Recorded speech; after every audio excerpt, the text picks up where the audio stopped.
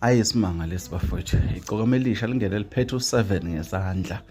Lento abantu abaningi bazibuzile ukuthi isho ukuthini ke lapha ngeenkondleni zokuxhumana ke ukuthi lensizwe yakaManqele angena iphethe uMmese ngeSandla. Kuyaliwa kanti lapha ke kwiNdoni Saliwa Music Festival ke bilapha ke endaweni yaseDondotha ngaphansi ke kwesakamthetho. Bafowethu asazi makonje kodwa ke abantu abaningi ke bayiveza ngokusobala ke lento ukuthi lento ke imayilana ke nengoma enkulu ezayo ke azoyidedela.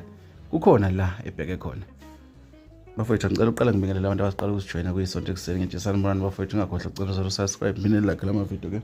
enginenzela wona ukuze niyithole ishisa zinjalo indaba umthandeni igcwama lisho waManqele kumangaza abantu abaningi einkondleni zokuxhumana ke lapha ke ebonakala ku live wakhe ke ekhotha uMmese nangomlomo ke lapha ke phinde ngena nawo ke uphethe ngezandla ke 7 kungasikho ukuthi kuyimpi kodwa nje umbone ukuthi uhamba uyashinga njengejongo ubheke eStage wafika washaya ingoma enenkosi phakathi wajabula zonke ihlwelo wajabulisa abantu njengoba ubona ke ngikuphathele ke izithombe ke ezixoxa indaba uphinde futhi ke uyibone kodwa ke abantu abaningi bayazibuza ukuthi kazisho ukuthini lento enziwa umthandeni lapha ke njengoba ke simbonile ngena phethe ke u7 ngeSandla ke lapha ke asazi ke noma ke lento ingaso ke isihloko ke sealbum yonke ephelele njengoba sazi kamhlophe bafowethu ke ukuthi lensizwa ke itrend ukubhubha umhlaba wonke ke lapha ke mesikhuluma ke ngomthandeni sikhuluma ngensizwa ke